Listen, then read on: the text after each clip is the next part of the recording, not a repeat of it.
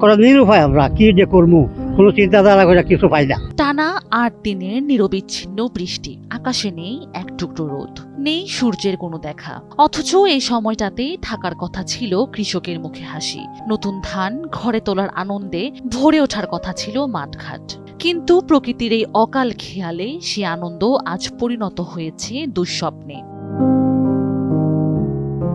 জমিতে জমে থাকা পানিতে ডুবে আছে পাকা ধান। কোথাও ধান কাটাই সম্ভব হচ্ছে না, আবার কোথাও কাটা ধান পানিতে ভিজে নষ্ট হয়ে যাচ্ছে। অনেক স্থানে দেখা যাচ্ছে ধান থেকে চারা গজাতে শুরু করেছে, যা কৃষকের জন্য চরম ক্ষতির ইঙ্গিত। এক মৌসুমের পরিশ্রম, ঘাম আর আশার ফলন যেন হারিয়ে যাচ্ছে সব চোখের সামনেই। পানির থেকে ধান কাটতে আনি, তখন ধান আছে রুডো, টাকা নাই, রোদ নাই, ডাল গেরা ইয়া একবারে বাদ হয়ে যেতেছে গা। করা নিরুপায়, আমরা কি যে করবো কোনো চিন্তাধারা করে কিছু পাই না। তখন যদি দয়া করে গুদামে দিত আমরা একটা কৃষক বাঁচতে বলে, না হলে কৃষক করে মরা, মাঠে মরা। বাংলাদেশ বিশ্বের ধান উৎপাদনে তৃতীয় অবস্থানে, আর দেশের মোট উৎপাদনের প্রায় ২০% আসে হাওড় অঞ্চল থেকে, যেখানে কিশোরগঞ্জ একটি গুরুত্বপূর্ণ অঞ্চল। চলতি মৌসুমে কিশোরগঞ্জের ১৩টি উপজেলায় ১,৬৮,২৬২ হেক্টর জমিতে বোরো ধানের আবাদ হয়েছে। এর মধ্যে শুধু হাওড় এলাকাতে আবাদ হয়েছে ১,০৪,৫৮১ হেক্টর জমিতে। গৃহস্থী করছি, গৃহস্থী করার পরে বন্যায় সব লয়ে গেছে গা। যাও কিছু আনছি এটা পচে যেতেছে গা, রোদ্রে শুকাই তারি না, বেচতে চাইলে দাম যায় না, দাম কয় না, ২০০, ২৫০, ৩০০ টাকা এমন কয়, বেচতে পারি না। পরিস্থিতি খুব খারাপ। আওরে ধান আছে, রুডো ধান সব পচে গেছে, গেরা ধান সব শেষ। আমরা কিভাবে বাঁচি?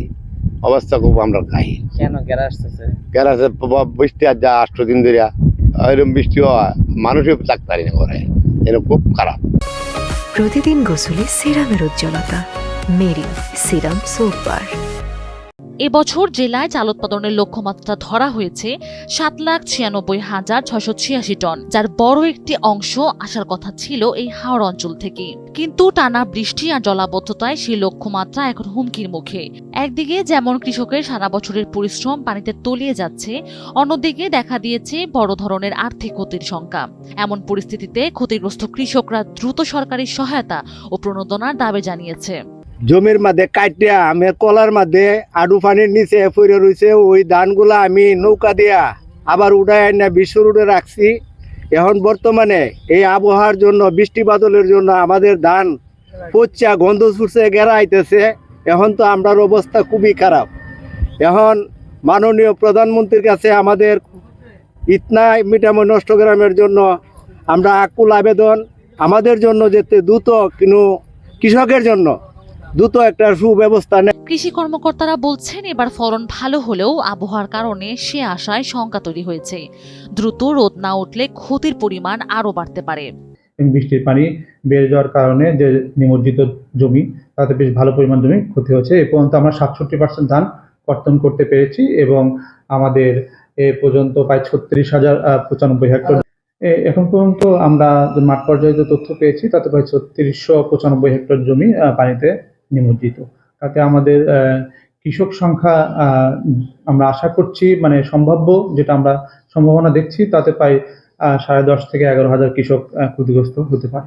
সরকারি নির্দেশে হাওড়ে ক্ষতিগ্রস্ত কৃষকদের তালিকা তৈরি করেছে উপজেলা প্রশাসন। কৃষকদের ক্ষয়ক্ষতির পরিমাণ কমিয়ে আনায় সব ধরনের সহযোগিতা করতে আগ্রহী বলে জানিয়েছেন উপজেলা নির্বাহী অফিসার। ৩টি ক্যাটাগরিতে আমরা তালিকা তৈরি করেছি: আংশিক ক্ষতিগ্রস্ত, মাঝারি ক্ষতিগ্রস্ত এবং বেশি ক্ষতিগ্রস্ত। আমরা এই ক্যাটাগরি ওয়াইজ আমরা আমাদের জেলা প্রশাসক কার্যালয়ে এটা পাঠানো হচ্ছে, পরবর্তীতে সংশ্লিষ্ট মন্ত্রণালয়ে প্রেরণ করা হবে। মন্ত্রণালয় থেকে তাদের জন্য অনুদান অথবা বিভিন্ন ধরনের সহায়তা কার্যক্রম প্রদান করা হবে। প্রকৃতির এই বৈরী আচরণে চরম অনিশ্চয়তায় পড়েছেন হাওড়ের কৃষকরা। মাঠ ভরা সোনালী ধান আজ যেন কেবলই ক্ষতির হিসাব হয়ে দাঁড়িয়েছে। দ্রুত সহায়তা ও অনুকূল আবহাওয়ায় এখন তাদের একমাত্র ভরসা, নয়তো এই ক্ষতির প্রভাব পড়তে পারে দেশের সামগ্রিক খাদ্য নিরাপত্তাতেও।